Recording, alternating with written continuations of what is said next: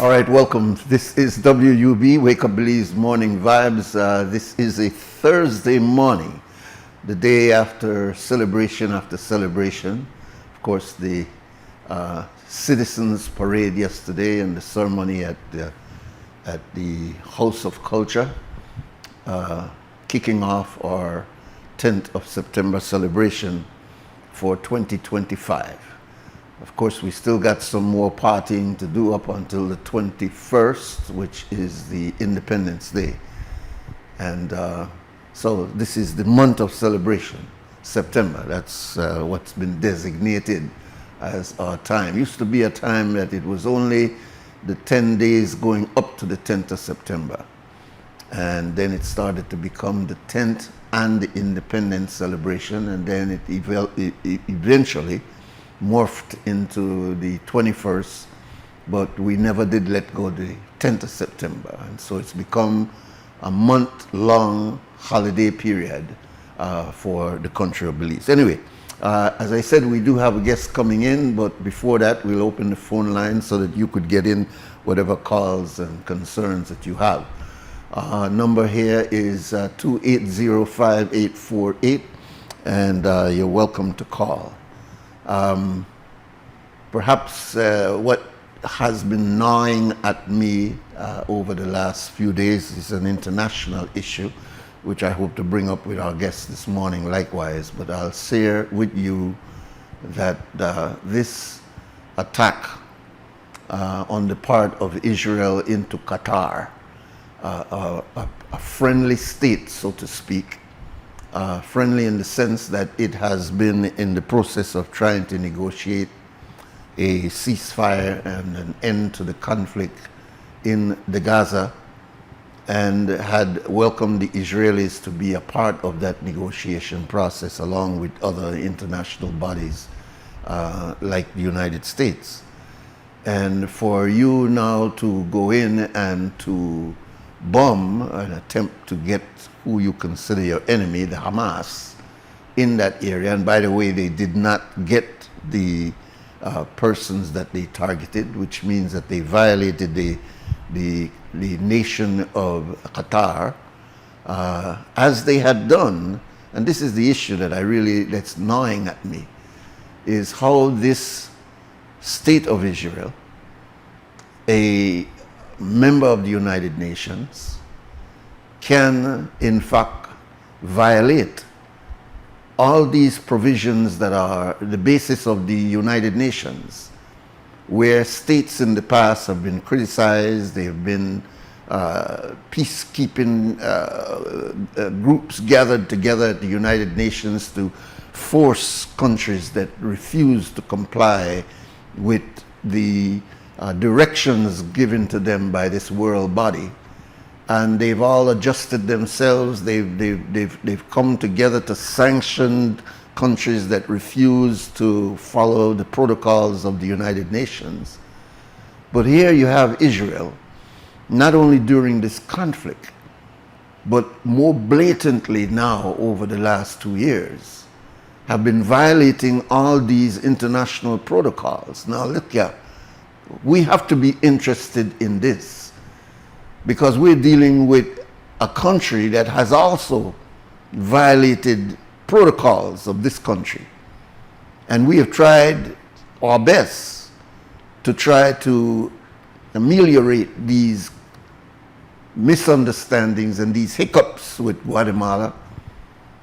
It has not become as aggressive and in the same posture as we've seen Israel do with her neighbors.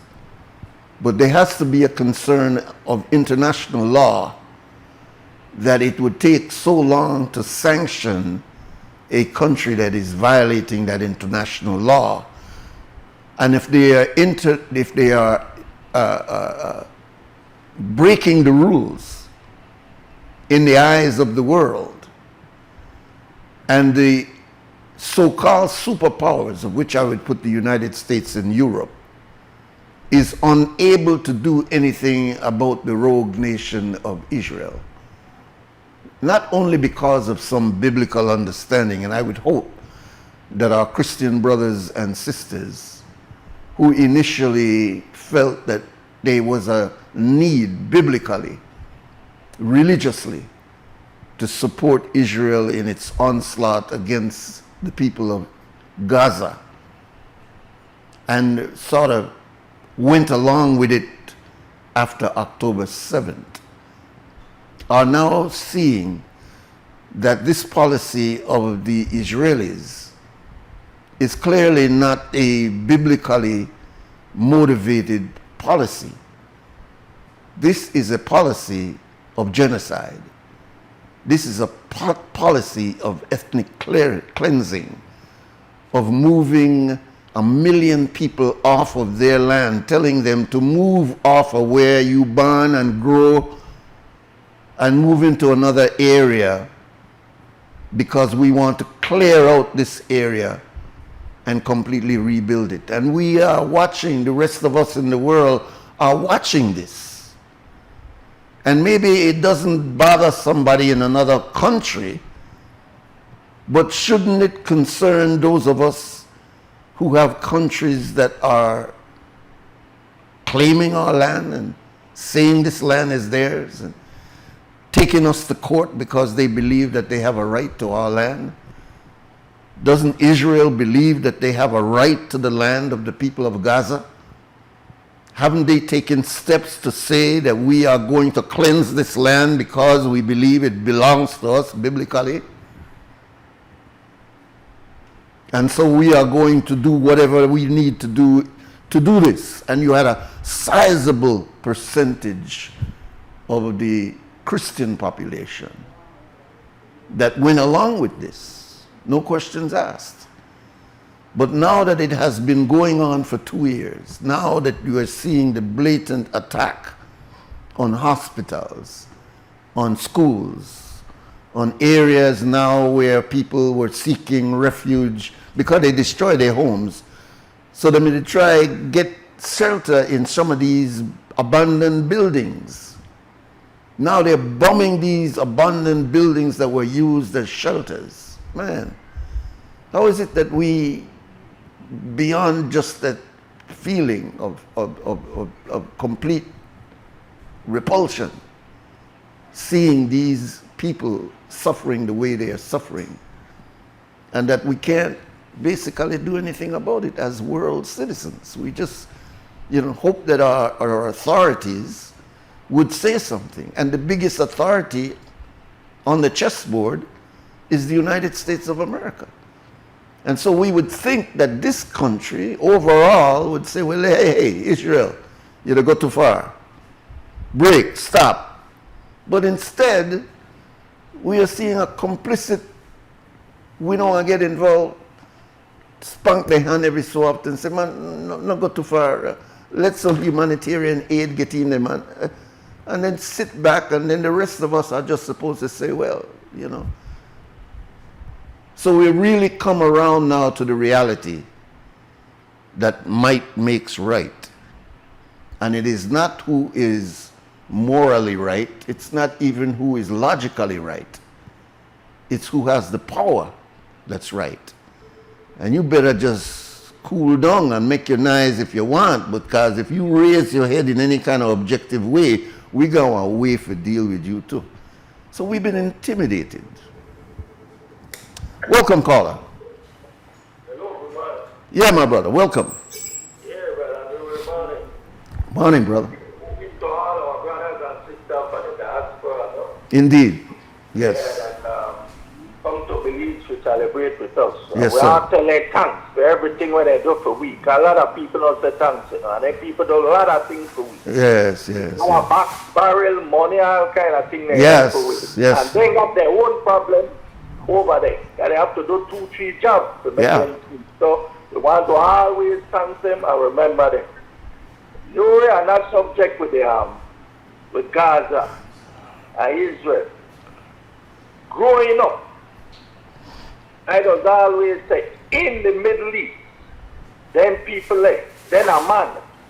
One of the strongest era, I was always say, growing up. But when I look at what is happening to the people of Gaza and those other countries in the Middle East, some of them try one thing.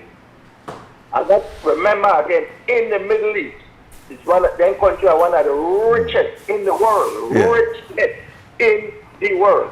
A lot of them stand back and watch this genocide where they happen to the Palestinians.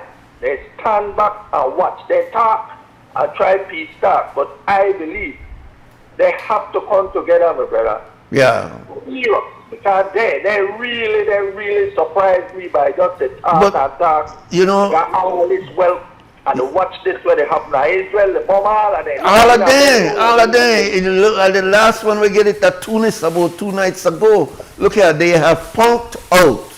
I don't care whether they call themselves Muslim or not. Those Arab countries in that area have punked out. Here I can tell you why I say they punked out. Because I'm old enough to remember back in the 70s when the King Faisal stood up after Israelis' oppressive conditions with the Palestinians and said, look, we are going to stop sending you oil if you're going to continue with your policy as it is. And maybe some of you are not old enough to remember, certainly most of us are, that in the 1970s we went into what was called an oil crisis. And it was because Faisal and people like Muammar Gaddafi said that if you continue with the policy that you are going now with the killing of these innocent Palestinians and pushing them into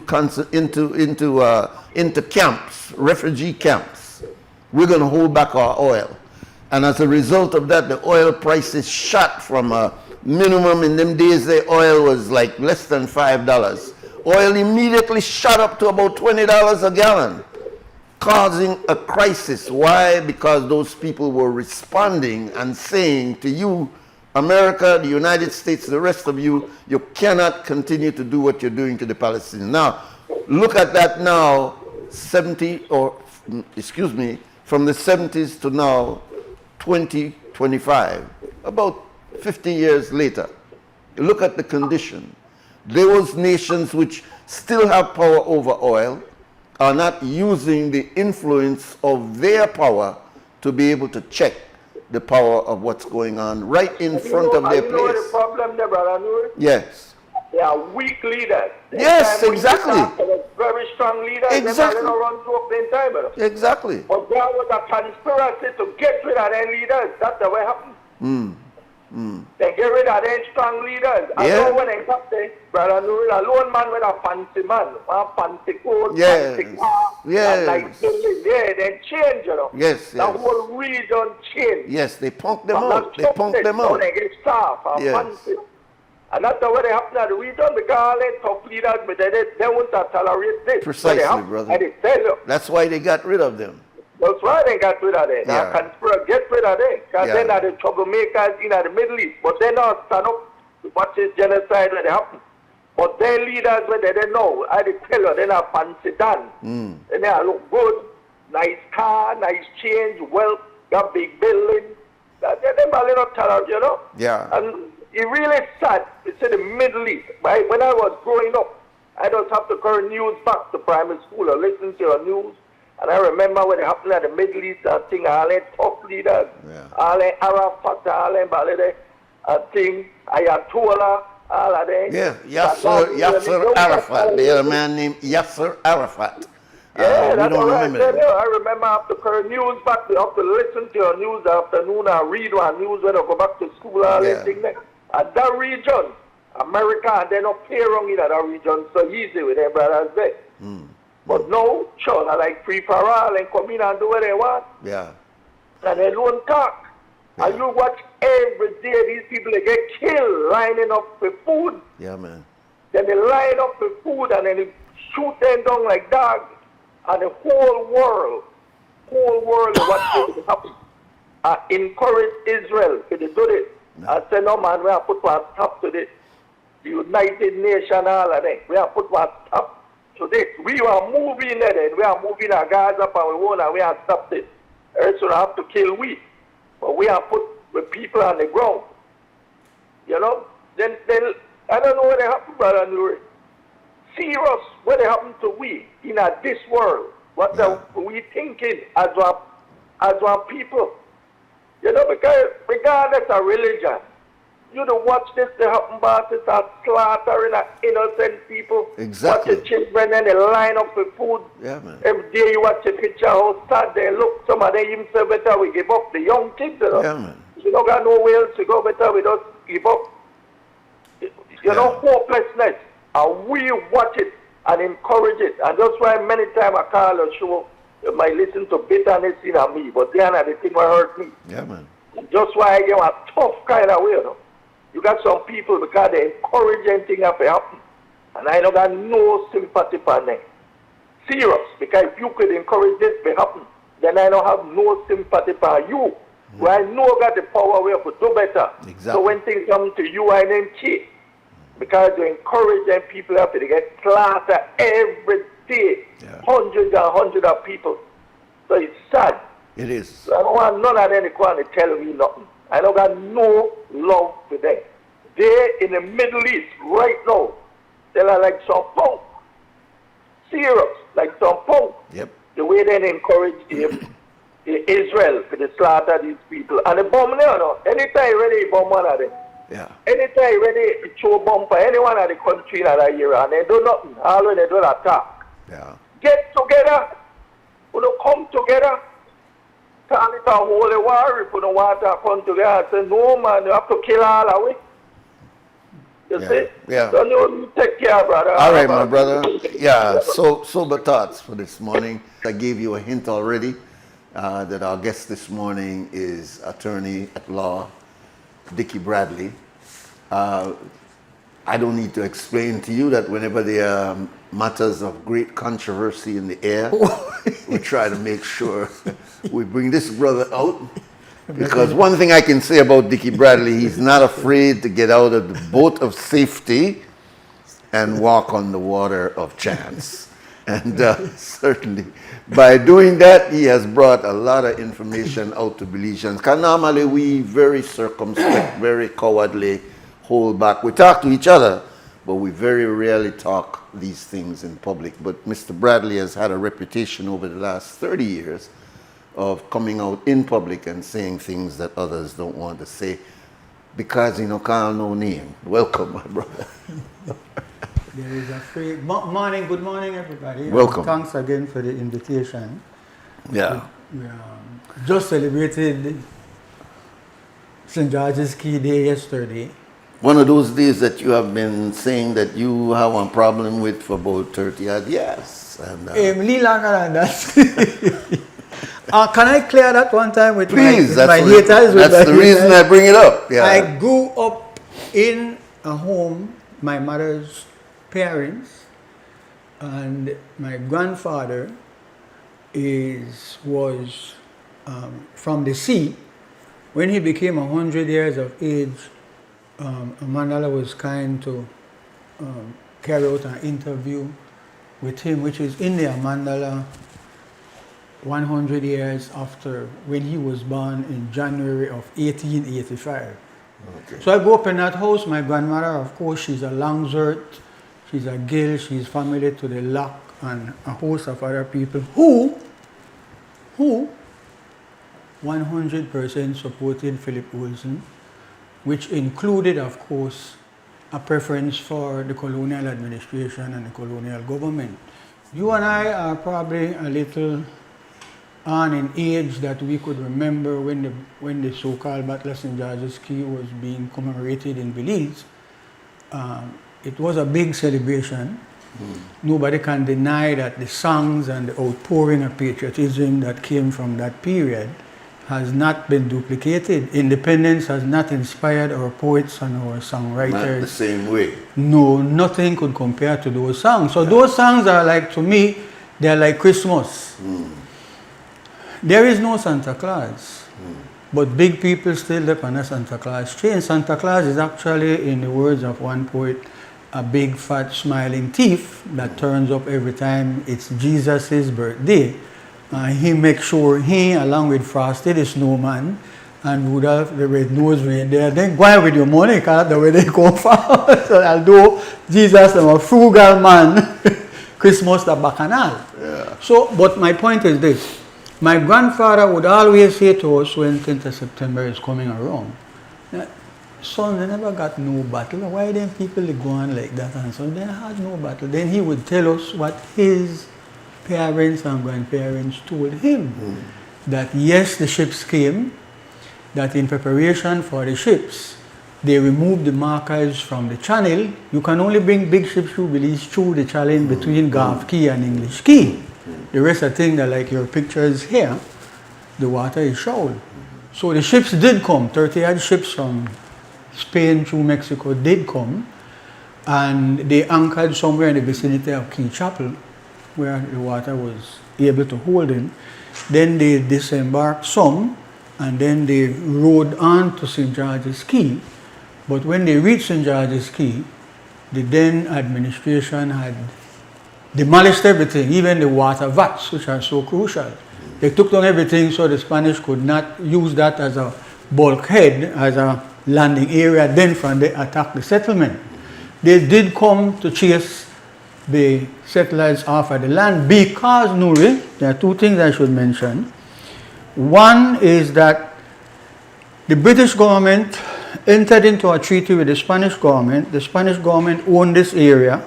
There's no boundary between anybody. They own the whole area. And so the British asked for permission and was given permission on a regular basis. You could start cut from somewhere in Corozal coming down. When they don't cut the lagoon, they asked for permission to cut further down. They were given permission. These are written treaties. We have copies in the archives in Belmopan that there was to be no permanent structures. You are given permission to cut, you could set up your camp there, you could have any place on the stay, but no, they specified them, no plantation, you know, start to go, no coffee or no sugar or no wide scale or anything like that. These are written things which are available to us. And one other thing which I'll come to shortly. So what had happened then is that yes, they did come to run us off because that is the arrangement under the treaty. You can't set up houses out of St. George's Caye, which was like the equivalent of a capital for the settlement, and they disobeyed the treaty. They had come before, they had always come and check, and every time they come, two things happen. One, the minute we hear that they come, we get in for we pit pan and door and we go way up the river. And then come and check around and then go about the business, we come back and life continued. In one occasion, before the battle, it was about 17, maybe 70 odd or so, they came and found people on St. George's Caye and they carried everybody. And we have the records, I think it's like 101 white people, 250 odd slaves, and a few free people that we call free men or so. And they were all captured and taken back to Mexico. And of course they wrecked the place. Cuba. So yes, there was an attempt to once again run off people off of St. George's Caye because back here was on swamp and those things like that. And we did prepare for it. But if the vote was 55 or 50 odd to 50 odd, that's a really a small amount of people who they talk big about. Make us stay and fight. They know and stay and fight, you know. We sent and begged over and over for a whole year. You can see the records. Then the quarrel and the rail up, saying to Jamaica, which was the administrative arm for the British for the little settlement. When the promise say, when send reinforcements, when you can't send it yet, we're in a bad situation, please. So I may be wrong, but it could be the West India regiment that was sent to Belize along with the ship Merlin may have been a black regiment, but it was. It was, no, okay, I stand corrected. Yes. But they came, because this big table we are fighting, and so 55 people now stay and fight against 30 odd ships. And when I was going to St. Michael's College, I always remember sitting on the veranda for the assembly hall, a big wooden building that was there. St. Michael's College is on Euphrates Avenue now, and it's the same buildings, except I don't see the wooden one. St. John's Primary School is now there. It used to be on Albert Street, not far from St. John's Church. So I remember reading, Evan X. Hyde had come back from university, and he had written about this matter. And in that writing, some of the things he is making mention of, I heard from my grandfather. This is And the reason why your own thing. knocking your own thing, there is a booklet which needs to be reprinted. That's you know. his book. That's In his fact, let me thing. just say, some of the poets who gather once a month at the Turton Library to do poetry reading, and I will ask your technician, Alexei, to put up the latest poetry reading, which will take place next week on the 19th. They're doing a fantastic thing there, which hopefully I will talk about. Evan X. Hyde, who has been the baddest poet we have produced, nothing to compare to his writings, had written about this matter way back when he was a radical student, come back from the best university in the United States of America. Probably singled out by the CIA to be a future leader that they could keep in contact. Yeah, obviously, clearly. So we have some writings. I brought another one where people who had sat down do research on the so-called Battle of St. John. There was no battle, you know, nobody no shoot at nobody. Nobody get killed, nobody no get injured. But yes, we were prepared to stand and fight against them. We can't deny that. And we were hiding behind the people that came from Jamaica. If it is not a battle, then why do you think it was elevated from where it was? Because there was something there militarily going on. There were ships there. There were plans there. Why do you think it was advanced to the level? Well, again, I turn to my former mentor and hero. He has postulated that, first of all, we need to say this. The so-called Battle of St. George's Caye was not commemorated or celebrated in this little territory until 100 years after it happened. That's why we originally used to call it the centenary. Yes, they call it 100 years afterwards. And X has suggested several times in his newspaper is that then there were troubles in Mexico where the locals, the indigenous people, the First Nations, got in a big fight with the Mexican conquistadores and their generations. And so a lot of people were running from the war, the caste war in Mexico, coming to Belize. That is why we have traditionally the Hispanic people, our brothers and sisters in Corozal, Orange Rock, and Caye. When you talk to Dan Silva, and he gives you some background of the people there, a lot of them came that route. That is why the two northern places are Hispanics. And so not when so much Hispanic as much as mestizo. Mestizo. Yeah, I'm using the Hispanic. Yeah, no, we call them a mixed already, and we may call them Spanish. But, right. Panya. The British taught us to derogate everybody. It was crazy. Then the Panya, our brothers, the Kerobi, we the Kofi, everybody then don't play you. Don't play you and give you a nickname. But also, and X was the one that also brought this out, is the significance of what Toussaint Louverture was doing in Haiti in fighting against that the was French. A frightening experience. The Europeans generally, meaning the French, the Americans, and the Spaniards all had concern about what was going on. No deadly concerns. I think I was able to get my hand on a book written by William Hague, the guy who was the leader of the opposition in the United Kingdom, almost became the Prime Minister. He has written extensively about it, and we all know the name William Wilberforce and a lot of people who were against slavery. But slavery ended, according to our own historian who became Prime Minister of Trinidad, Eric Williams. That's right. Yes, his thesis was about that. Yes, indeed. It was for economic reasons, and conjointly with the fact that the economic reasons that it's not profitable to have slaves. You better tell them free. When they going to work, they have to come back home. Then you don't have to buy clothes, you don't have to buy food, you don't have to buy medicine. Then they're on their own. In fact, the reason why we coffee don't have no lot of land and everything is because we were forbidden to have land. When slavery ended in Belize, they don't have no land.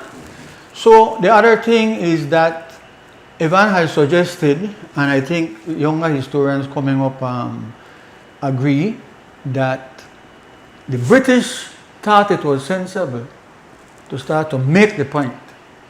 No worry about Empania. No stretch out to self. Together we, the so-called BMN, and the then Creoles, the children of, you know, that funny thing, you know, the people who are Creoles, they got white people blood in and they not they, we. Yeah. Because we are the children and the grandchildren and the great-grandchildren of white men having sex with black female slaves and producing a new set of people. We didn't come from no Mexico or no Caribbean. Yes. We born right here. It's important to make the note that that process is called the creolization process. Therefore, the white Spaniard mixing with the indigenous people of that area also took our people in the north through a creolization process that ended up Mulatization. Yes, because they then became mestizo and we then became Creole. But people need to understand that we were both indigenous, then we got mixed blood, and therefore our names changed. Our description changed. But we're not going completely. Right, I just wanted to end that. Yeah, we need to really name because listen, Richard Bueller, right? Richard Bueller, Peter Ashton, yes, H.F. Humphreys, I think he became mayor in Dangriga. They wrote several things which is not available to the younger generation. Which is crazy. How can the best writer in the country, Sasad Schumann, who had helped to put this together, it's a collection of the writings of Evan X. Hyde. How can we not have, you know, it's the poets then who gather there, they ask me about the book and so look for my brethren. Evan X. Hyde. Like one young Moses. Look on that. Yeah. Knocking our own thing. Because that is a phrase where you were involved in the times. So people talk about dig it. Got it, brother. How we could lose our identity like that? Let me just raise another thing here. Look. The greatest believer that we have produced, George Price. And I'm saying this because of two things. Godfrey Smith has written an excellent historical account of this man. This is an awesome man. You know why? He no man drive home in a no SUV. He no man go on the way they want to go on. You know the PUP, George Price is criticized in the times I'm telling you about before my time, but coming into my time, that George Price is so awesome a human being, right? That every Wednesday, this man was the premier. He was the first of the ministers. There's a picture, I will share it with you, of the first cabinet. I think only about 9 people. Hector Silva from Caye was in there. Madame Liz, David Mackay. Lindy Rogers, who you and I have said, and we'll say it right now again, to the shame and disgrace to all Creole people in this country, that Rogers Stadium is because of his foresight. He piggybacked on the fact that people who love sports, that empty piece of lot what was there, they started to fill it and use it as a sports ground, and it's Rogers who carried to the conclusion. I saw a picture of his son last week, Lee Raj. I saw a picture of him right at the softball tournament that was taking place there. I see on the match. Belize was the softball champion. Can you imagine? We were so, the awesome talent that we have. And where is that today? So, no man, we Creole have to do better. So Rogers said don't even have a picture of a man, don't even have a name on the building. It's not even and then Marcus Garvey was here in Belize, 3 different visits.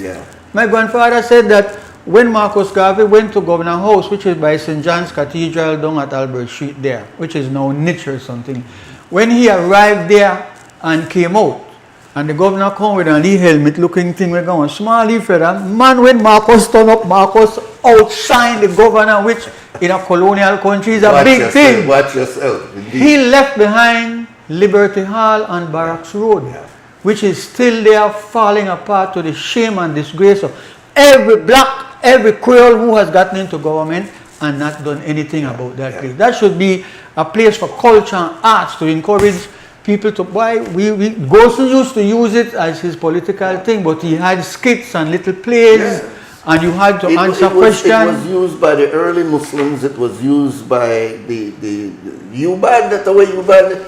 Yes, that was the best place to meet for not only meetings but for party and other things. We need centers we should be ashamed of education. Yes, man. Yes, we should be. I wanted to mention two things about George Price. I used to work in the public service. The best years of my life, I wasted it in an ungrateful institution, but I appreciate the importance of the institution, the public service, and one day I will try to share some of my information. I was the deputy head of a government department, and the rules and the regulations required that as the assistant postmaster general, I have to go to all the post offices in the villages and districts on a rotation basis to see that they follow the rules of collecting money. In fact, my boss, Mr. Charles Hyde, a wonderful human being, he made a big jump and a big start. When he saw me with a book one morning, he said, "Young Bradley, you find time to read book?" I said, "Yes, boss, I saw so." After that, alone, book with her. I bring book here. He bring book and show me and things like that. Yeah. So, Mr. Price did not approve that I have a government vehicle to do the thing. Instead, they loaned me money. You get they call it an advance.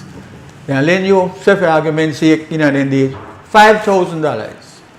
You buy the vehicle where you want, but come with the 5. If you could find another 2 or a 3, you put it on and buy your vehicle.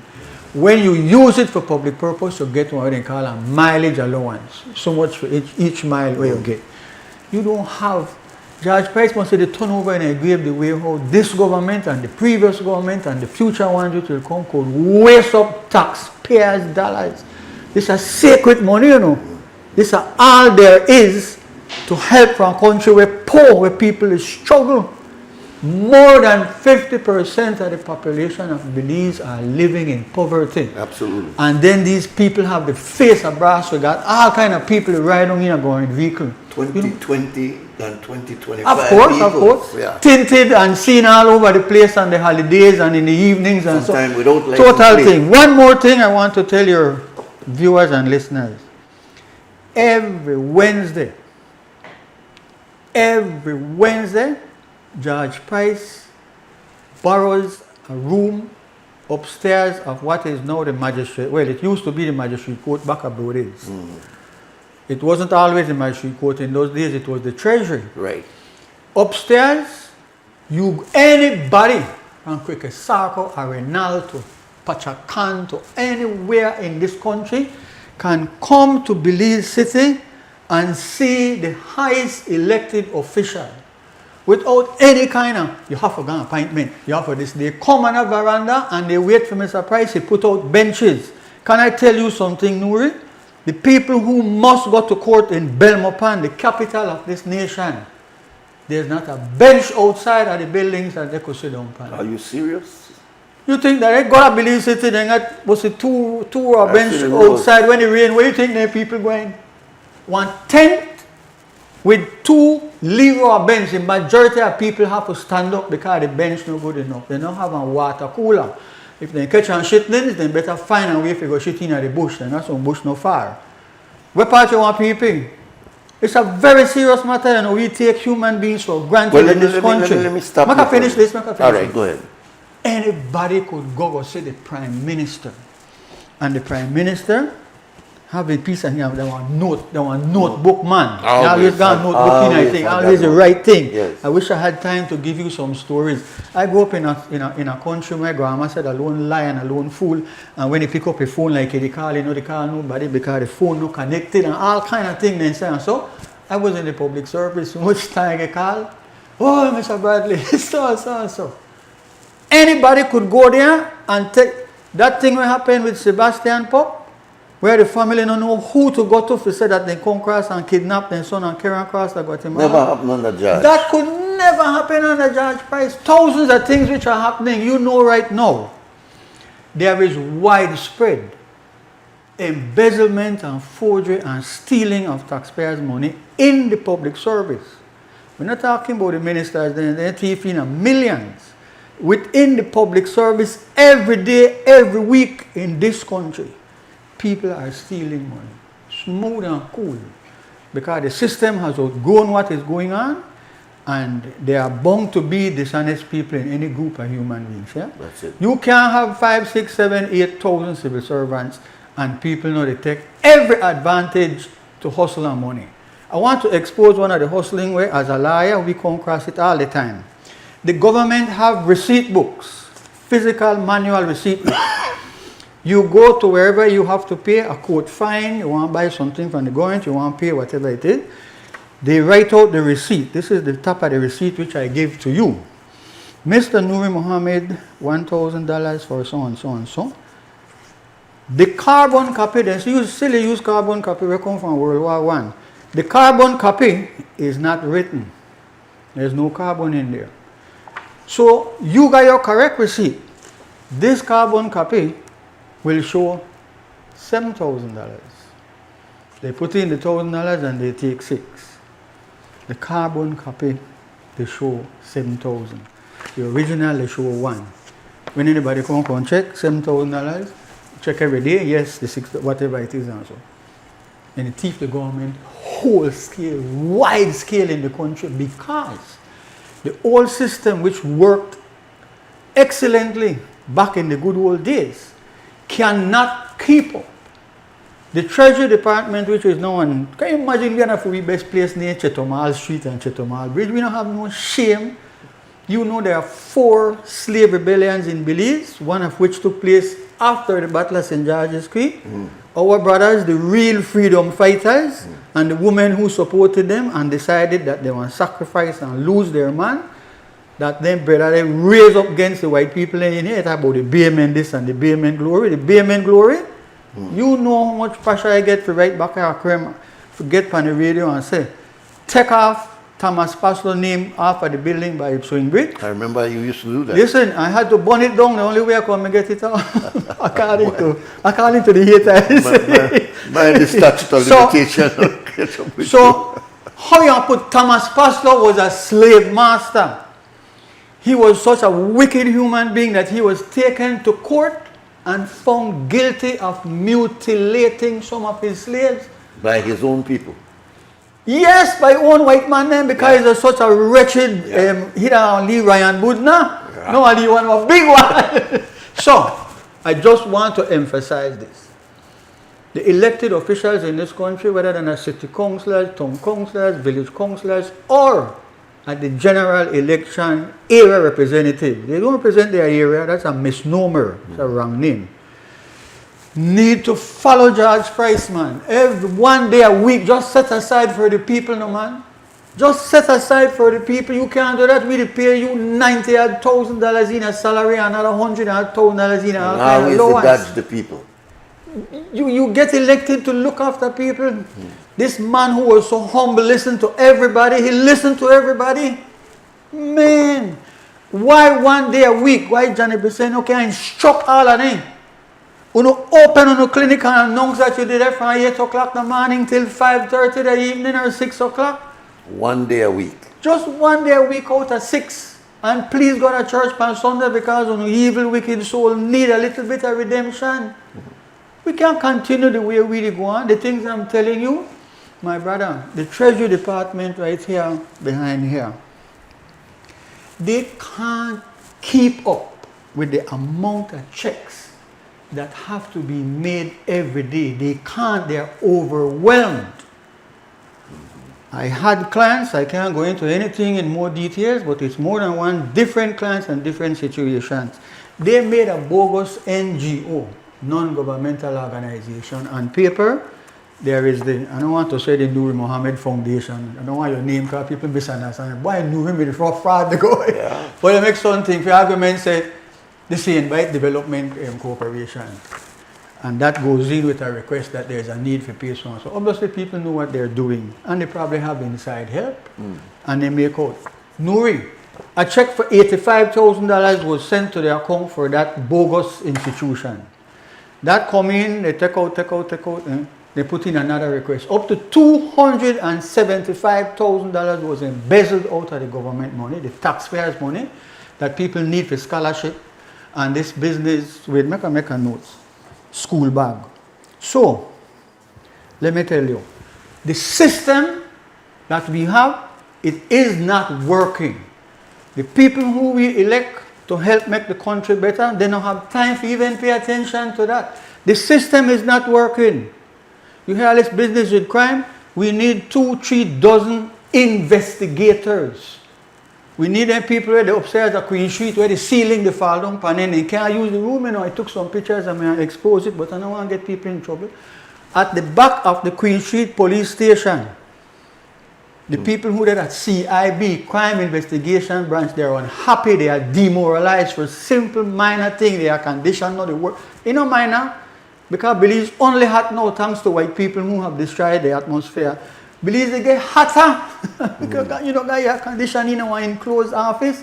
It has been exposed to the shame of the minister and the government that the Raccoon Street police station is infested with mold. They get wet when it rains. You see this rain here, they can't work this morning, and then they have to go get plastic bag, garbage bag to put over the computers and to protect things. That is how those people have been working for years. For years. How do you get maximum? How do you get optimum? How do you get the best production from human beings when you treat them like that? Huh? So I don't want to go any further. I want to ask you a question. I want to ask you one kind of fish from river bottom question. And hospital got mold. Because what you have been talking about and what you are talking about now has been going on for years. It was even going on when you were in government. So I want you to give me now an insider understanding of what happens when you're campaigning with one mode, you're promising you will do so and so, you're cursing the government to say, well, we make sure when we get in there, we not do that. Think they stop, no? And then when you get in there, not me personally, we need to talk about, no. well, I'm talking that period. I'm using the fact that you have been inside. You know what it's like to sit around the cabinet and have these guys say, well, guess what? We're not spending enough time with our constituency. We're not following George Price's way of doing things. What happens in that cabinet room? Well, it's a secret. It's a lodge. You know that. Indeed. I want to say something because when you say you don't mean me personally. No. Let me just tell you this. We need people from inside to come in a way. Listen, I don't have a problem. Yeah, we need a whistleblower, man. Let me start here. Big respect to a man I met. I might have my criticism. I have my own views, but overall, maximum respect to Said Musa. Okay. I always saw him and found him to be first and foremost to be a human being with compassion and concern.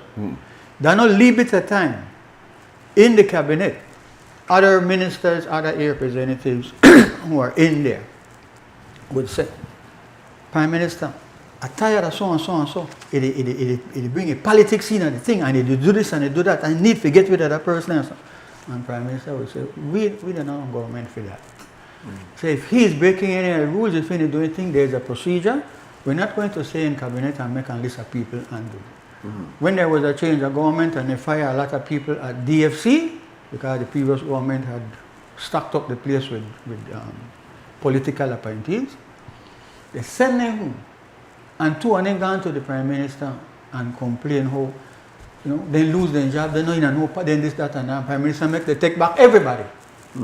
You give trouble, you deal with that person who give trouble.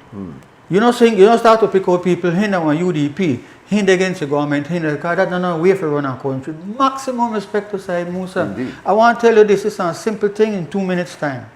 I passed the Queen Street police station, and when I'm getting ready to turn one lady, they holler my name, because I drove with the window down.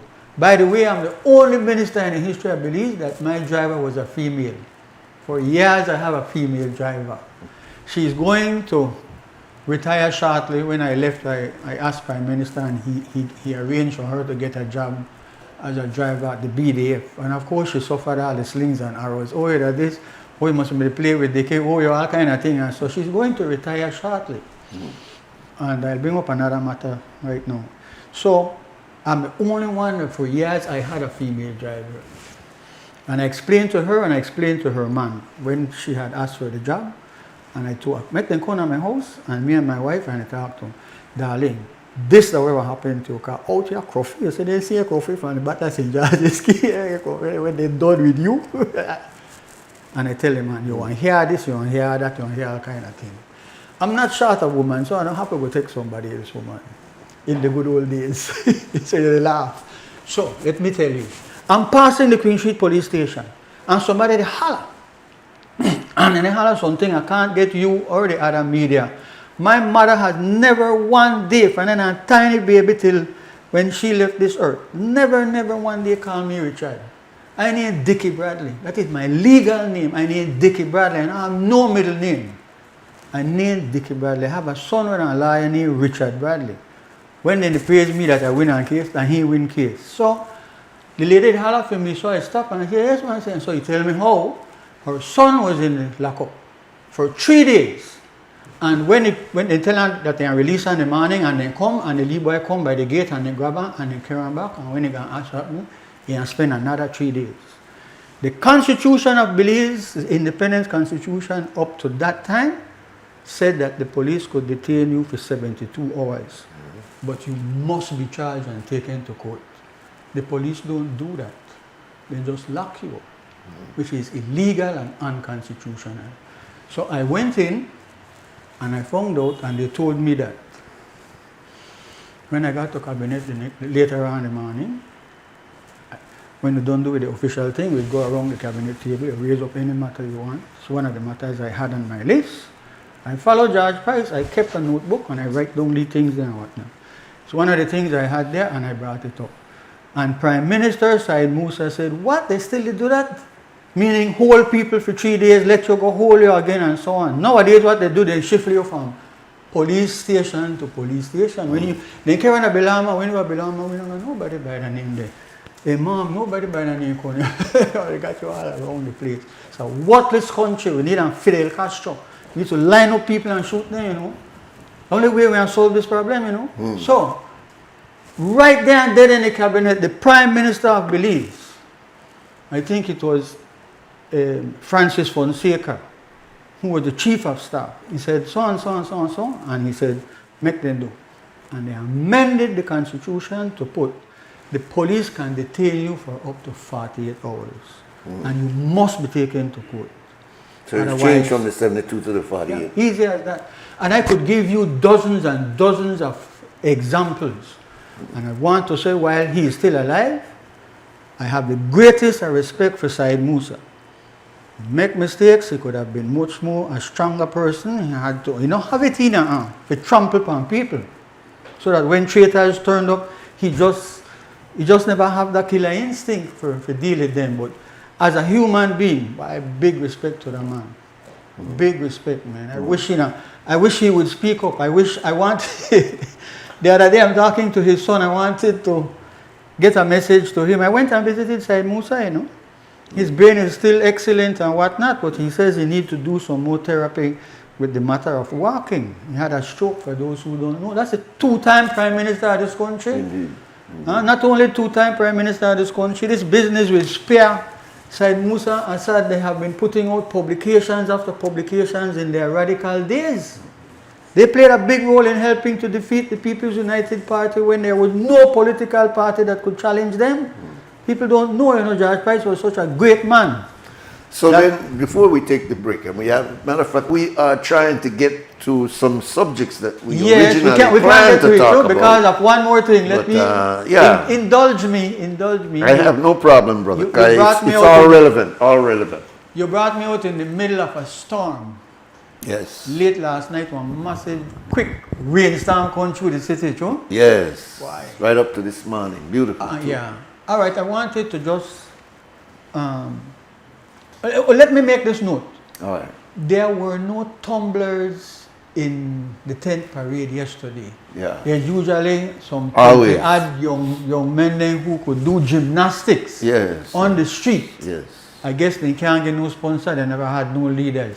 In the good old days, in our time, recently, like maybe 10 years ago, Manitou and Irks were fantastic tumblers. Yeah. I think Manitou, Irks is struggling. Manitou, we spoke, I think last year he was out at Keycorp, one of the keys there, trying to make a living, you know, because black people, they're under pressure, you know. Can we segue and talk about black people 2 minutes? Can you indulge me? First, let me say this because you say like, you were there in your, and so on. I want to tell you this. Me personally, I built a college, I built a high school. I drove to Belmopan and spoke to Mr. Michael Price. I think he was probably the older brother, but the brother of David Price, who was a union activist and a big contributor to this country. He passed away, and we don't remember people. When you're dead, you're dead and gone. But Michael Price came out of retirement. He was principal at Comprehensive School to be the principal of St. Michael's College, which was situated where the hostel used to be, which is still there. The foolish politician, they changed the name because they don't want it to be associated with what I had done. I put in a swimming pool. I sat down one night and wrote out the proposal for Baron Bliss money for $90,000 to build a swimming pool. It was a functioning swimming pool. All it needed just one pump, you know. It's right there, neglected. It's a great idea, and it fell apart. And it was it was the only such recreation on the south side, I believe. Yeah. See, there they catch rainwater. So I think that was a terrible drop through because I did over the field, which Dubu Thomas used to be the caretaker.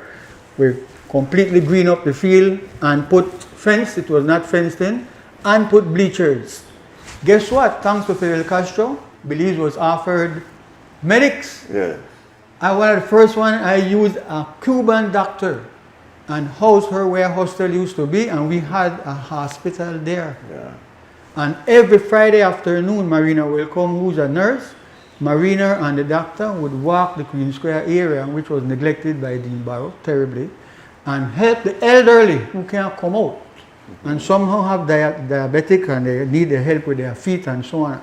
Every Friday afternoon, I had a dentist called Megs would come from Orange Walk and spend a whole day at the clinic, which is the office for somewhere there.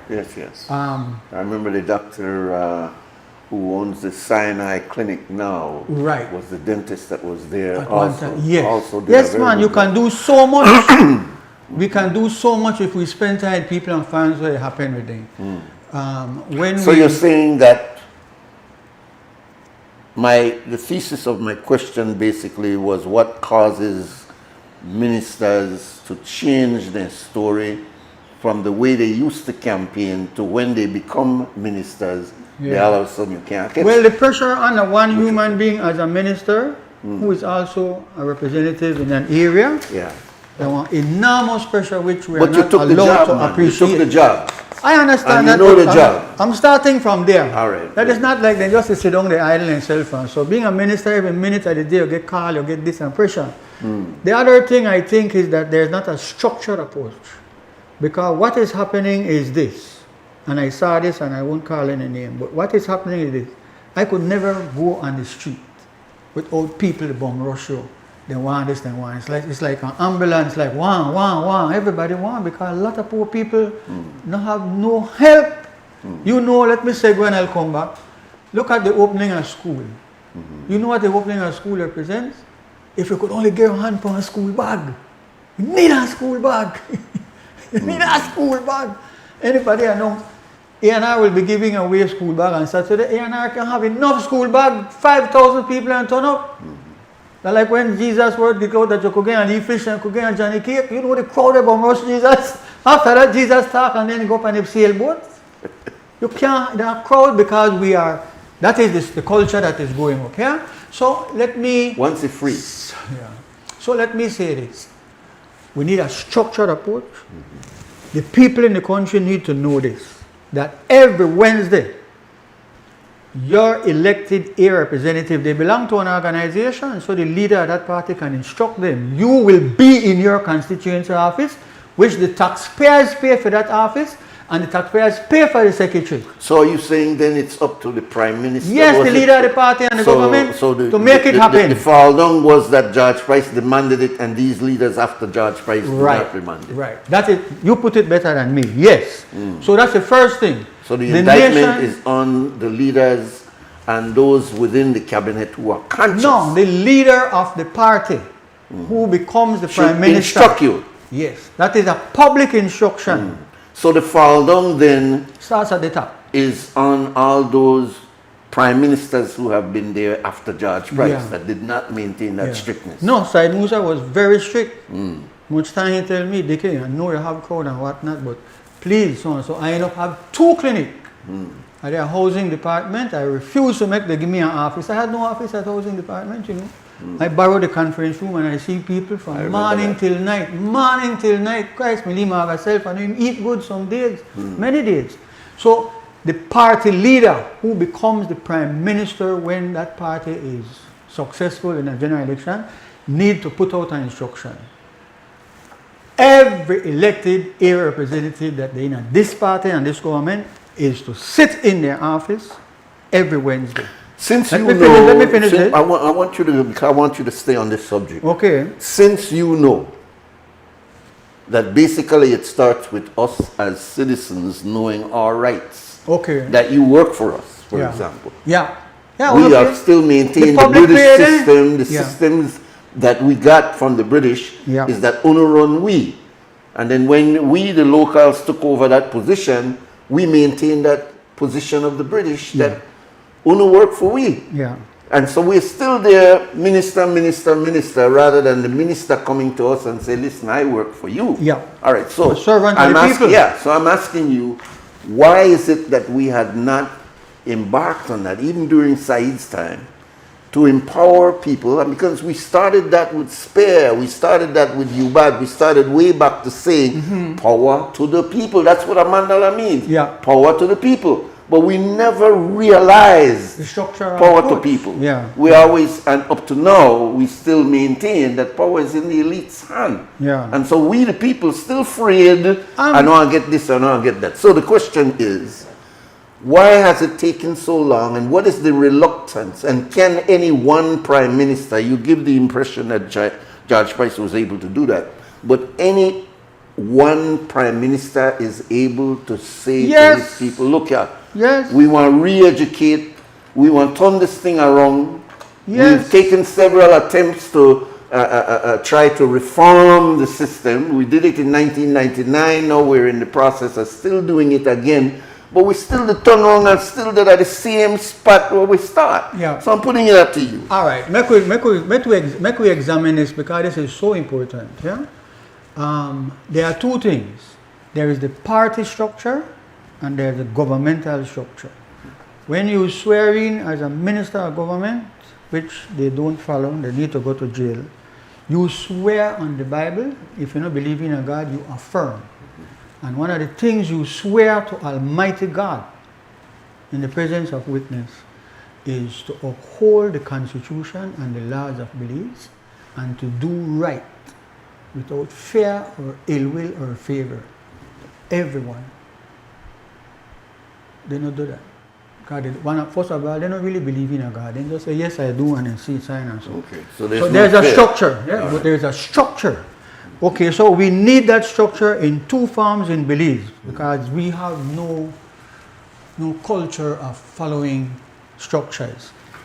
The prime minister, who is both the leader of the party and the leader of the nation and the government, can say publicly, on the first day of October, every minister of government is to be in their constituency office. Now remember, there are 2 things. There are area reps and there are ministers of government. I used to go way to Dangriga and meet Mr. David Caye, who was a soldier at the revolution in George Price days. And he would say, Mr. Dickie, if you could have helped these people out with this, if you could have helped. Cordelia Avila, who was a finance officer, would go with me. And she and Dave Caye, I ran City Cat. And the pressure from Belize City pressure enormous. We talk about thousands of great-grandchildren of slaves who have nothing. Our people have nothing, you know. I wish I get a chance to talk to you about people who have nothing and yet they are so powerful. But they have nothing. Every little help when they could get, every little hustle and could hustle, every little wap when they could wap. They have to do it. Every little crime where they could do, they do, because that's the only way I could survive. We are the black survivors. I know we're under stress, I know we're under serious pressure, and some will let down with others and so, but we are the blacks, we have survived. We survive. So, you need a structure. The nation need to be told they will be in their constituency office from 8 to 5 o'clock. Who wants to stay to 6 and 7? Fine. We, the public, pay for that out of it. We hard money. We pay for the office, we pay for the secretary, we pay for the light and water, we pay for the air condition, and we pay for the minister, who is well paid, both formally and hustlingly. So you say that, and you make sure that they have paid, and you keep a record. Mr. So-and-so come because you have a problem with so-and-so. Yeah. Who monitors them, by the way? Well, that's what I'm saying. Okay, we'll come to that. You have a responsible person who has been elected and a representative. Okay. You hope that he has the conscience to follow what you say about Because God. no, there are two things. Who's going to monitor him? All right, there are two things. Okay. In Jamaica and in Britain, they have an ombudsman for administration. For administration. There's a guy who is doing nothing in the government service. I wish I could call his name, and maybe it's unfair to that, but he can be put in charge of reporting to the Prime Minister every 2 weeks that these are some of the things then that come up. You're saying the role of an ombudsman? Type ombudsman type thing without all the flourishing. By the way, the present ombudsman, the law for ombudsman requires that he be paid the level of a judge. They don't pay him the level of a judge. I can't understand. They don't even call him an honorable. Welcome, caller.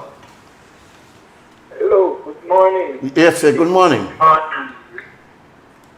Inquiring minds wants to know, has the redistricting process started and who is doing it? You have any info, Dickie? Excellent question, sir. Okay, sir. Thank you. The Constitution, I believe, is very, very clear. No need to be no liar to know what that says. That all the constituencies in the country, I believe, should be about roughly equal. You can't have some that 10,000 voters and some that 2,000 voters.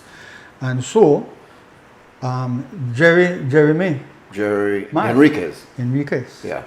It's a name that probably comes from Jeremiah, the great prophet. Yeah, so he's got But that Jeremy kind of Enriquez vibe. has tried a thing, and the system tried crush him for it, and he will be forever hated by the PUP and the UDP for trying to stand up to something which is elementary in any democracy. So, but the bottom line is that this matter has gone to court on certain matters and technicalities, and then there was a big mistake because they agreed.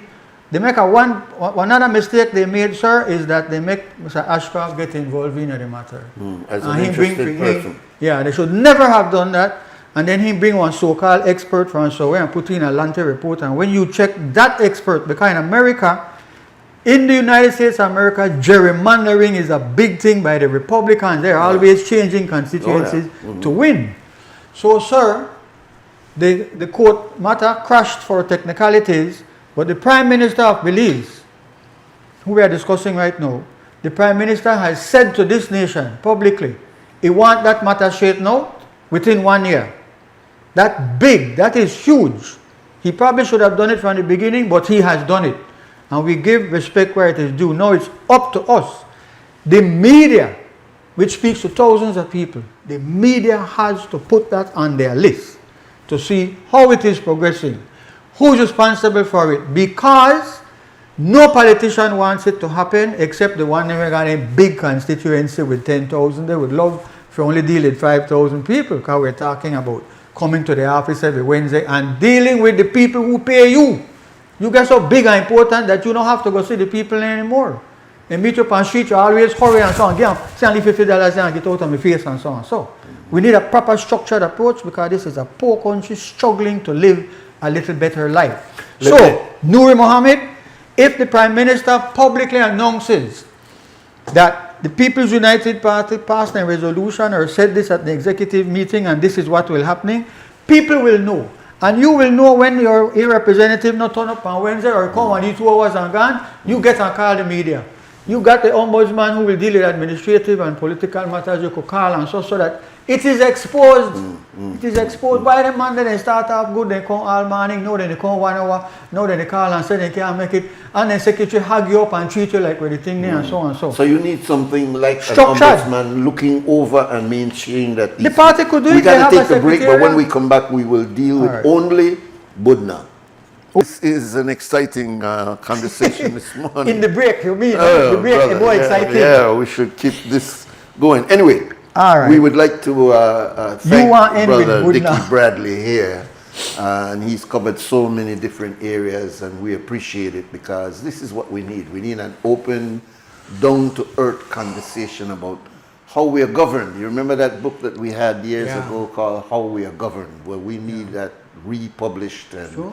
updated. Anyway, we want to look at what happened in this scenario of Budna. Now, you have a legal mind, but you also have a very artistic mind that can put things in a way that ordinary people can understand. Let me put the scenario. Here you had a man, and I'm not talking about his reputation and the way in which we idolize this guy, unfortunately. The fact is that he was taken out of this country illegally. If he was wanted by the Guatemalans, could there not have been a legal process by which we say, since you are wanted over there, we are legally taking you and placing you over there as a good courtesy to the Guatemalans, right?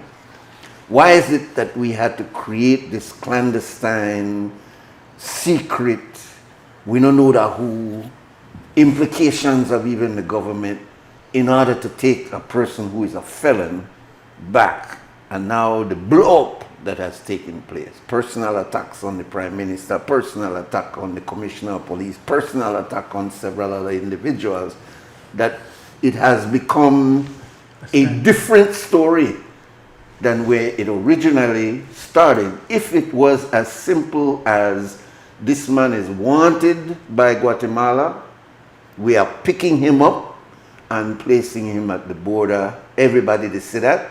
Why are they put on there? Because he's wanted and we want to make sure that our relationship with Guatemala remains intact. Why all of this when we could have do that? Well, first of all, from the legal point of view, you will note that nobody in officialdom has said that there was a request for Mr. Budna to be returned so that he can serve out his punishment. He was sentenced to prison for a long time in Guatemala for kidnapping. He's a victim of the very same kidnapping. People who believe in God in a kind of wrong way will say, you see, he going to kidnap, no, we get what they do to people. So there is no official statement that Guatemala has expressed to believe you are holding a person who escaped from our prison, you would like him back. Which is very interesting. Guatemala got good enough, remember? Guatemala got about 15 million people, and you know, the least of it. They have a big system over there, so that is missing. The second thing is, no nation can pick up their own citizen and throw them into another country without going through a legal process. Ordinarily, the legal process is that that country makes a formal request. The word used in the law is that that person be extradited, meaning he is legally given an opportunity to test the request, and if he does not succeed in a court, he is not sent. If it's successful, as has happened here, Anthony Sylvester, who is now the Attorney General of our country, has been extremely successful in pushing back on wrong requests, faulty requests, unlawful requests, and has helped a lot of Belizeans from not being extradited to the United States. Even the mighty United States, they go through the procedure. Yes, they did. All right. So Belize and Guatemala, we do not have an extradition treaty. Once it could have happened when we were under the British, because all the British dominions and territories and colonies would fall under the law of the motherland. That is no longer the case, certainly not with we and Guatemala. So that then there is not a legal procedure for Guatemala to say, here are the court transcripts, here is the result.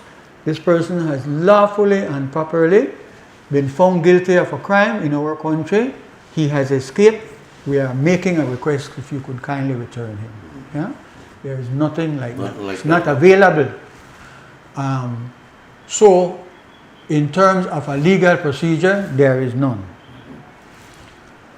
So then the question is, who, since Guatemala is not asking, who would want to throw Budna out of the country? It's the first question. Because Jules Vasquez, may long his name be called, big respect, he's perhaps the foremost journalist. Of Belize. No, muckraker is not a good word. It is a good word. Huh? I'm asking you to go and look up the original use of muckraker. Well, it meant those who challenge the system. Yeah, but no, it doesn't mean that. Yeah, go and look at the original. You're raking up muck. Yes, Jack Anderson was one of America's big. Guess who was in the news yesterday? Oliver North.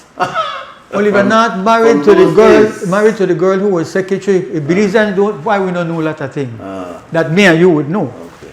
But Oliver North was selling guns and then taking, so he sell guns to guess who? Yeah. The Ayatollah of Iran. Not guns, and they sell serious weaponry to an enemy of America. Yeah. But remember that the Gulf states then they're washing the money. Yeah.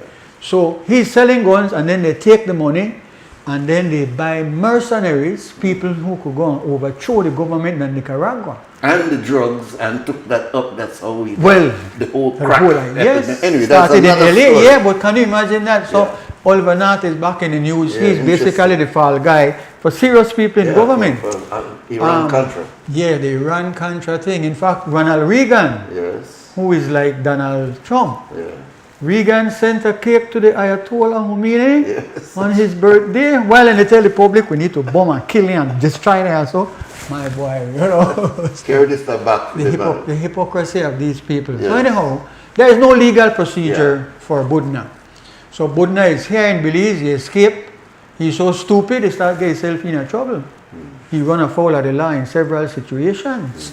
In fact, the people who miss the point that if it is the state of Belize that is behind what we saw on that video, is behind what Jules Vasquez with a lot of help from inside. There are people in there not happy with government and not happy with the commissioner and not happy with how things are going on.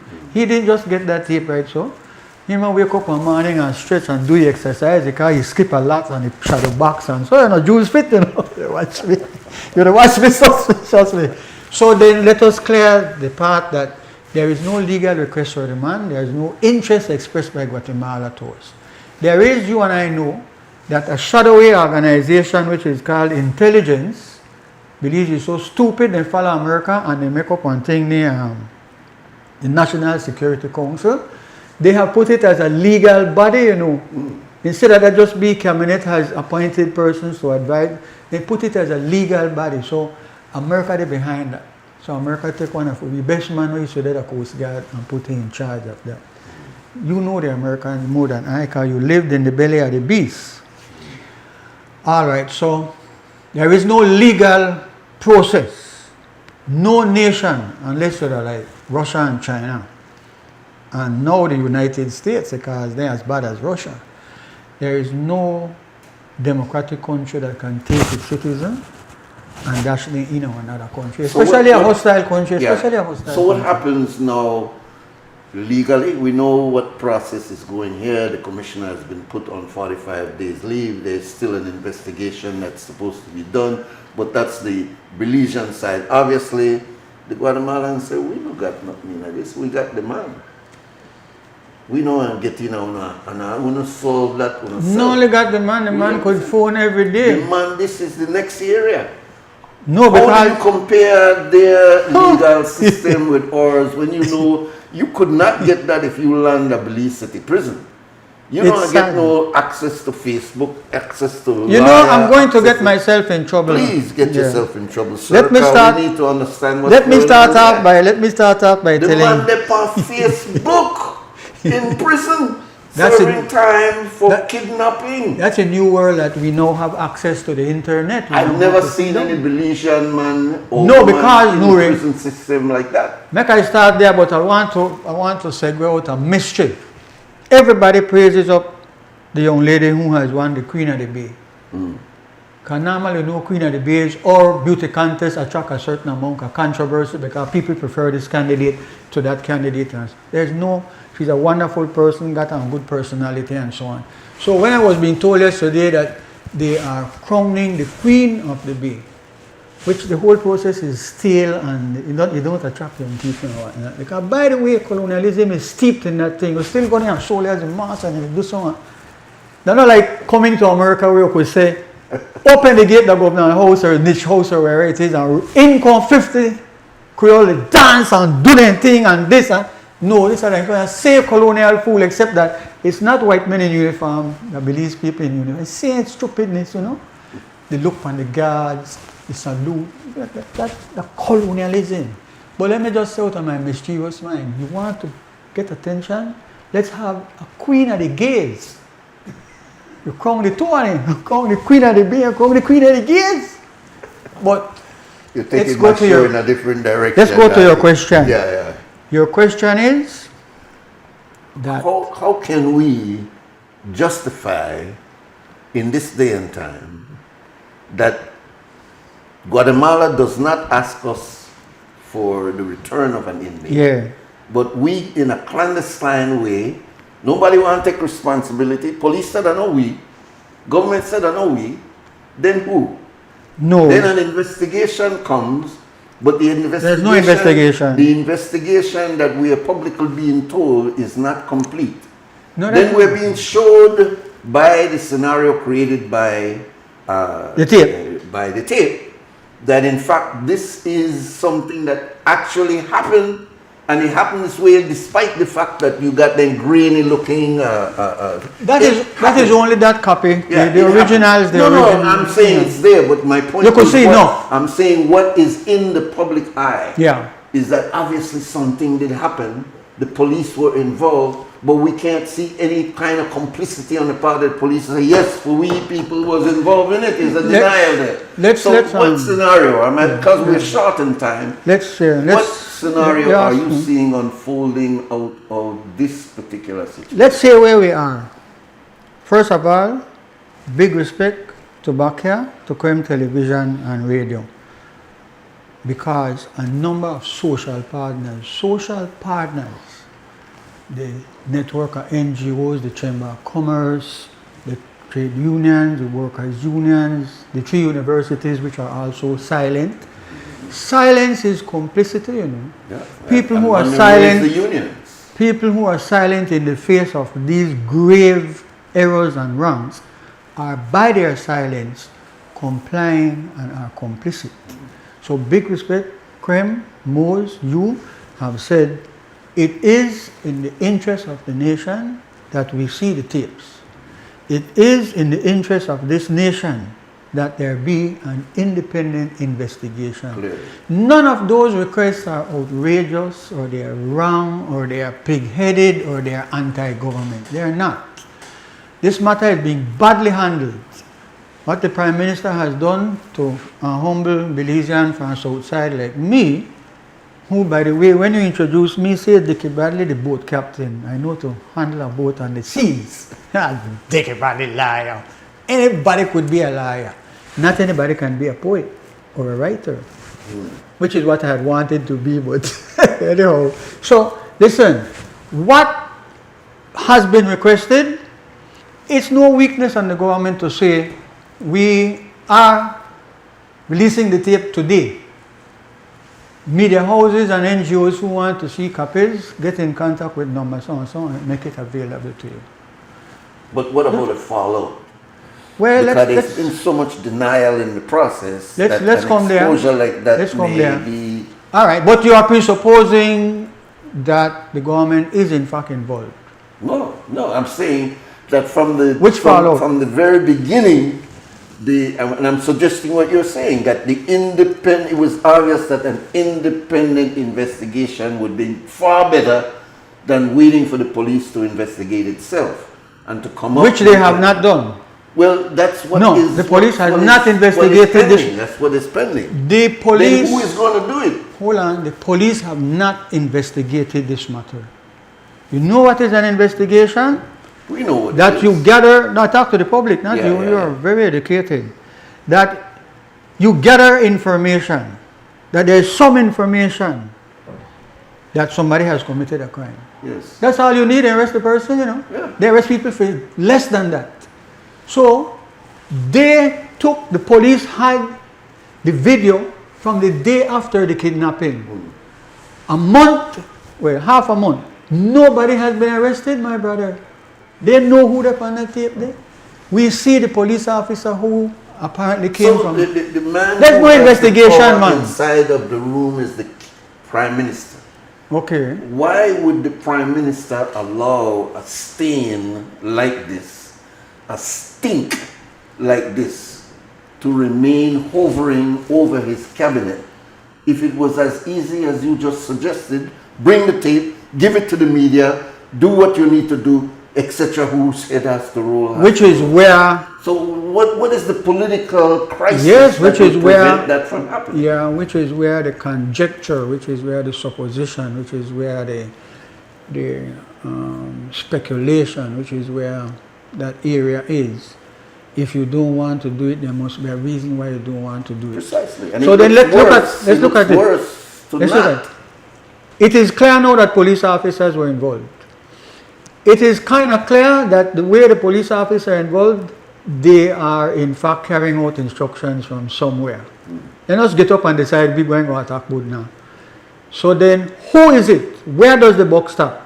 Is it that the commissioner knew that they were going, his officers, they were going to grab that man and carry him to Guatemala? Is it somewhere between the commissioner and down to some superintendent or so? Or is it that, like in British history, when a famous person said, "Is there no one who could rid me of this meddlesome priest?" So brother, they gone in a church and stab up the father in British history. Yes, sir. Beckett. So the question then is, the government has hurt itself in their mishandling of this matter, but they would rather be seen to be mishandling than to be exposed that in fact why instructions come. Because Jules has speculated that there is some evidence that they have offered the kidnappers promotions. That would clearly be an indication that they are trying to make sure they stay silent. Nobody get arrested, you know. They have the tape from the next day. They know whom it is. The club would not more than 14 times in their head. I don't know if they got something against Batty, but they made it beat up by Batty. Beat up by Batty because he supposedly is, sorry, on Batty man. So they know who was there. The officer who come out, you will notice it has to be police because the officer who come out and would have seen, he know say ordinary citizens, the beat one man on the street and know him go for say, stop this right now. Talk out a gun and shoot, pow! Or call headquarters, bring in reinforcements, and the man know they listen to me. No, he said that in the police, that's why he could casually turn and go back in. So one, there had been no investigation, nobody get arrested, no information. In fact, the commissioner left the country in the middle of the biggest scandal facing his department. He actually went to some event abroad.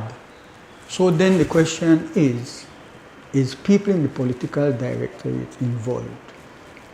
Yes?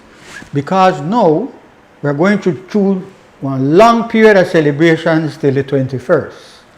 In fact, it's actually till the 22nd because Monday the 22nd is a holiday. So rum on the drink, condoms on the sell, and sex on the happen. That's all we need to live. Remember Marley said, forget your troubles and dance. Forget your sorrows and dance. Or just wait for the breeze and you blow over. Well, you can blow over. Yes? It But will. can something of this magnitude, and maybe I'm answering my own question here, can this blow over? Yeah. And how will it stay blown over when in fact it's so open-ended. What are we to forget that Budna was picked up and taken over there? Inogawa group of people over there will love her for love. I think most people are just offended by the way it happened rather than the person that they are trying to say bring back Budna. Let's underline and underscore that point. We have to be very proud of Belizeans because the majority of people stop you and talk, they stop me and talk. So we know that the majority of Belizeans, big respect to man, you have to know if you stay focused, right?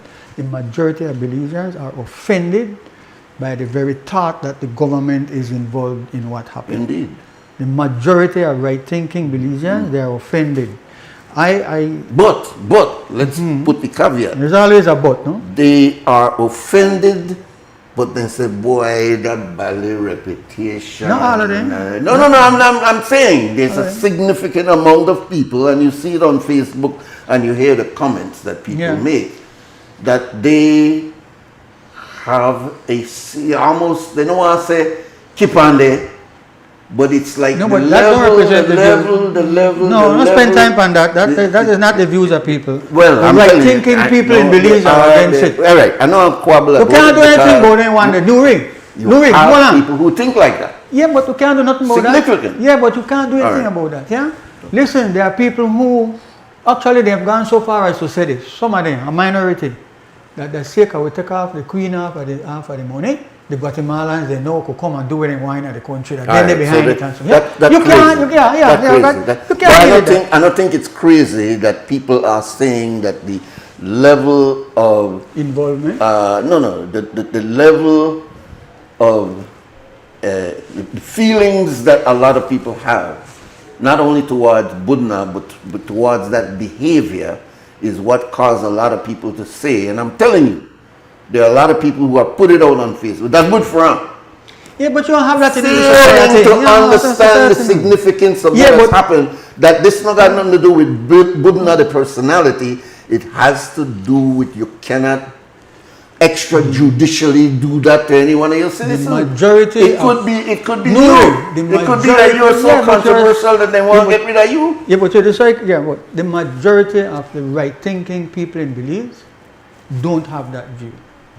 They know Budna is a wicked man, an evil man, he deserves whatever happened to him in their view, but they also know something deadly wrong. Absolutely. You don't do it This is what Belize is descending to. Yeah, you don't do it like that. Yeah.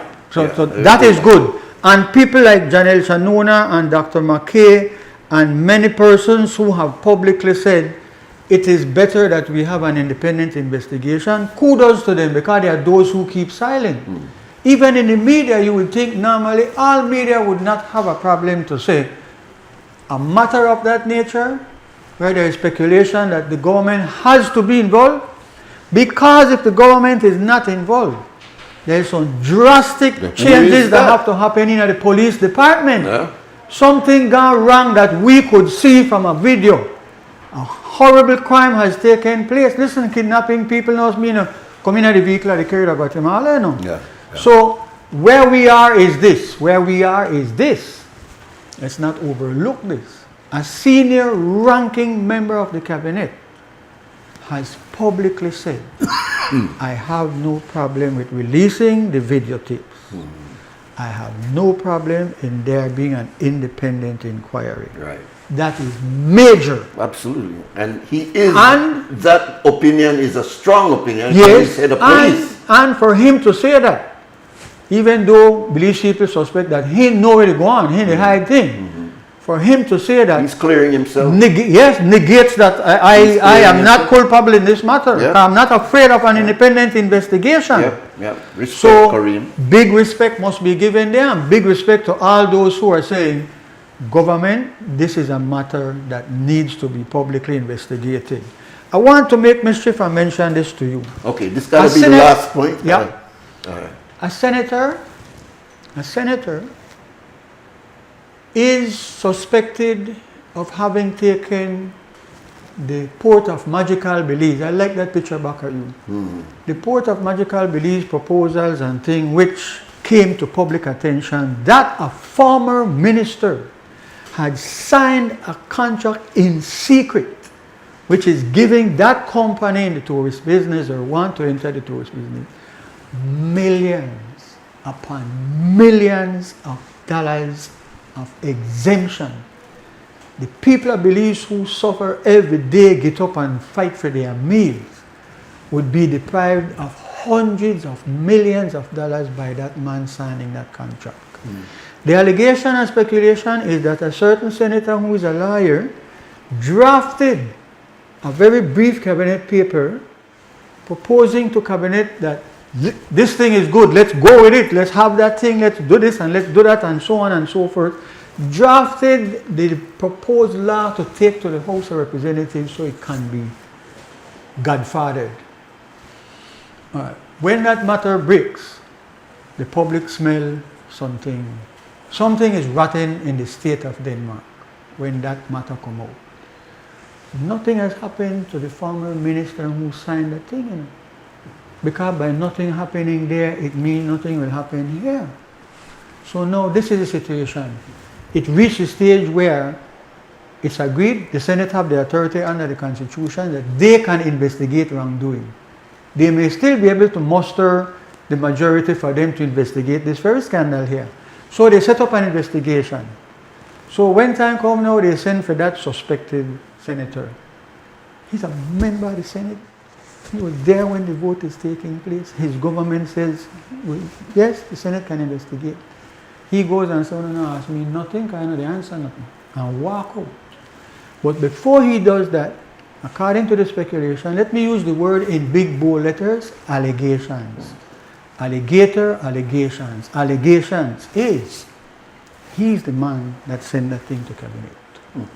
It's worse than that because the allegation is that he then tells the senators who are carrying out the inquiry, don't fool the go on, you know, because you see that's important magical belief, an important thing that may bring investment to the country, not a good thing and money won't make, I know who the money I make for, but money won't make, so and so and so. And that's a wonderful project. They are claiming he sold himself by that. No, let's go further. Suddenly out of the blue, the government buy the port. A very serious thing, and because we're tying it now to good nice illegal matter. The government buy the port for, the Prime Minister says 190 million. 190 million for buy that whole piece of thing where the rust thing in the sea, you could see the back of shell there. 190 million and poor country where the struggle and stuff. Where the reason crime the way it is because what else can we do? A lot of resources. Take your time with me, I know 9 o'clock gone. We buy the port. The unions, they see a paper. It's publicly known of who will be the chairman of the government port, of who will be the members on the board. And you know, we have discussed board in the break, thanks to Cliff. That's a show by itself. A very serious matter. The people on the board are linked to the sailor firm for that senator. That they want to run for we port. No, I want to emphasize this before I move on, and I will be brief. The former Prime Minister of this country, who got this huge monkey on his back, which he has been able to throw. He managed to do a pupa lick and knock the monkey head and the monkey run gone. He take over $500 million of taxpayers' money and pay one man for a BTL where they take away with no value more than 300 million. And the talk in the central bank is that one big fat payment, $500 million. No inquiry. The incoming PUP government not tell us nothing. They not say how much. They not say how much the government had to pay for legal fees, for nothing. They not tell we nothing according to no. But the same thing with the port and with lawsuit from Ashcroft to the tune of $400 million. Now, what I'm leading up to. The then Prime Minister, who is now back in the private domain, says that they may come offer my government to sell that thing. That thing no value more than $40 or $60 million. What? You take $190 million of we money and buy something where I'm only $60 million? The media in Belize need to check themselves, you know. The activists, the university people need to check themselves, you know. This is how a country goes down the drain, step by step by step. You take $190 million and buy. Where they go on here? Bam, all of a sudden now we know here, this week we're gone, that they want to take $400 million and put it in the port. The port, that's one swamp full and one piece of pier. That's the port. Why don't I want to do anything like that? Don't we have more things on that? Why don't I want anything like that? People, the port of magical beliefs, this is black magic. Actually, it's green magic, money. The thing where they sell Jesus for money. $400 million going to develop the port. When right there down Grega, deep water and excellent facilities for a port. Now it costs half, in quarter of that. Who is behind that? It's the port of magical beliefs is back. So like Chucky, it's like the Gremlins, we're back. Yeah, serious matters, you know. So now, the unions have an important role to play in Belize. They are highly suspicious of this. And I want to publicly big up a man named Dean Flowers. They don't like him, but he's an outspoken, brave person in a society where crush people who speak up. They want to try to destroy him. That's the way it happen. Okay? Yes. Yep. So they know where they go on. Then they watch where they happen. They're waiting for an opportunity. They may have to go to court to get some instructions and injunctions and so on. So now let's look at where they go on. This is the word, accountability. Who accounts to the citizens of Belize for when things are going wrong and for when they are going right too? Because let's not dump on the PUP. The PUP have done a lot of good things. They could do more. They are totally neglecting people now. We saw what happened in the Lee Baby, were hydrated. Could that happen? This is 2025. How could that happen? How could we at this late stage, I'm sorry to be jumping, but how could we at this late stage that the opening of school is about school bags? Jesus in heaven inspire somebody. Nuri, you know more than me. You've been in the prison system in the United States and you've been in the prison system in Belize. I know you know that if we put 50 sewing machines and get the material from Panama where it's cheaper, better yet from China, we could get them man and them woman in there to make school bags for we people. Uniform and everything else. Uniform. Absolutely. What is wrong with women? You find $400 million to go put in a pool. Let me tell you something. They can go to Saudi Arabia. They gone to Saudi Arabia and got $78 million where the same people there, the union said they are trying to get their hands on that money. You know. They try to get their hand on that money. No solar to go on. We you put 400 million in there when there are some elementary matters, man. You mean public officers, police, the nurses, the teachers, the people who they make the country go from day to day. They can't get a decent salary. We can't insist that the people where they get $5 an hour get $7 an hour so they could fight. You hear the fight against inflation, against the cost of living, that disappear. But we will find $400 million to put in a port.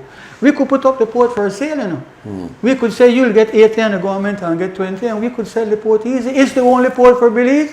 Saudi Arabia, I don't know if you do it, their money, they got trillions of dollars. We so short-sighted, we gonna ask them for 77 million. That's nothing. If we had asked for 700 million, we would have got it. They don't know if you do it, their money. Everybody they run to the Ben Salman and run to them people, all of them. So then, the issue is accountability. The cabinet has let down Belize. They should have insisted. We don't want to hear no report then.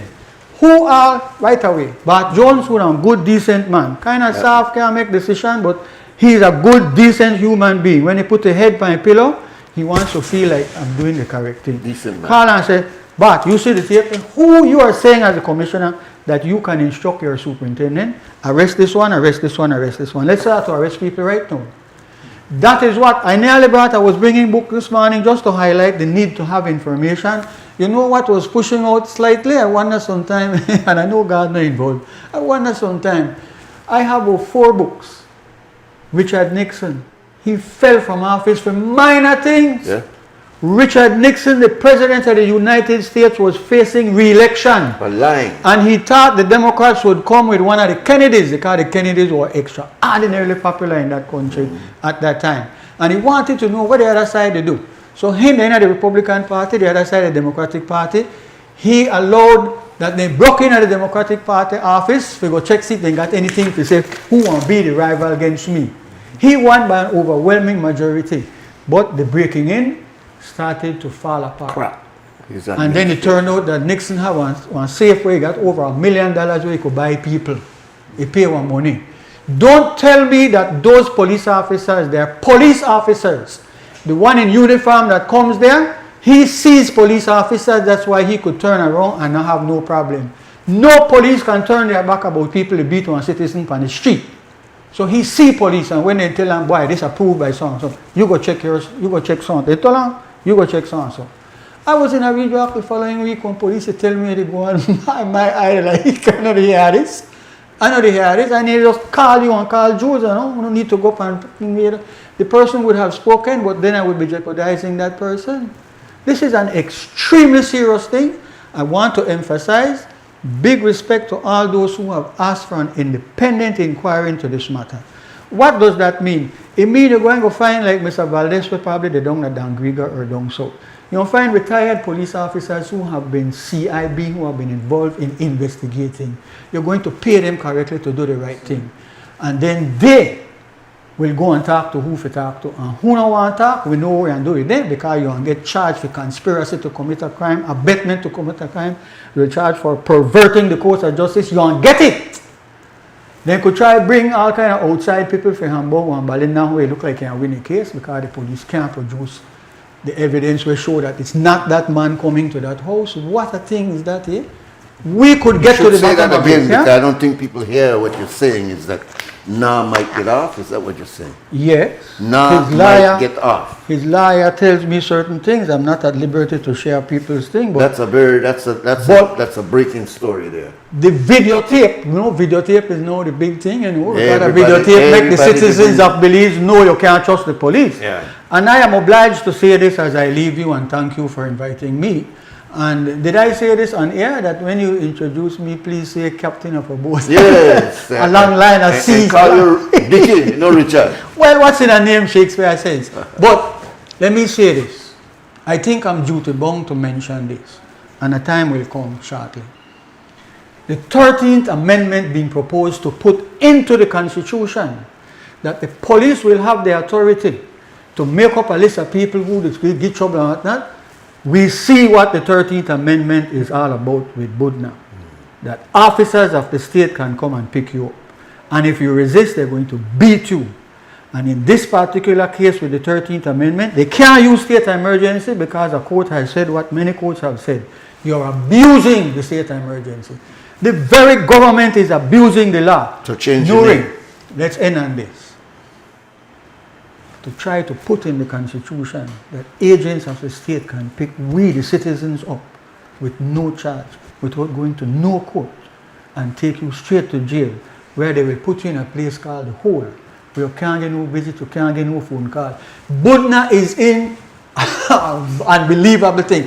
Budna there in Guatemalan jail, and he could take selfie, he could interview himself, he could talk to the media that Belize. And we used to say, boy, at least another in jail in Guatemala. Just show Cliff how low we are. Worse than us. Just show how low we go. Yeah.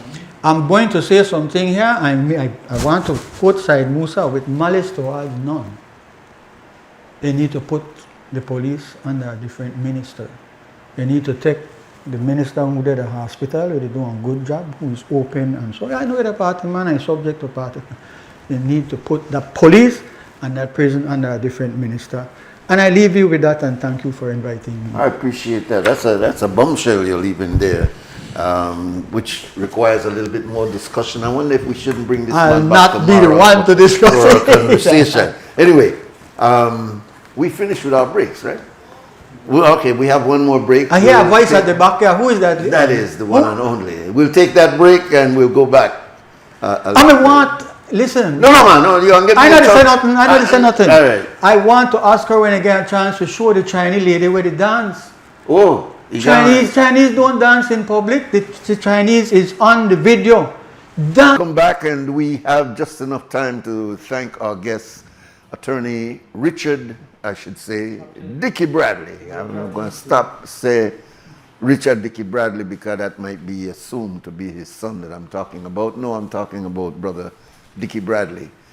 We would hope that he would come back tomorrow, but I know that his schedule is such that he may not be able to, but let's hope that he can, because I have a number of other questions, really more focused on the Budna affair. We dealt with a lot of other important issues today and didn't touch the Budna affair, which I believe that there's still some points to be covered there. So if he is able to make it to tomorrow, or I believe it will still be alive next week, Thursday, then we'll continue it then.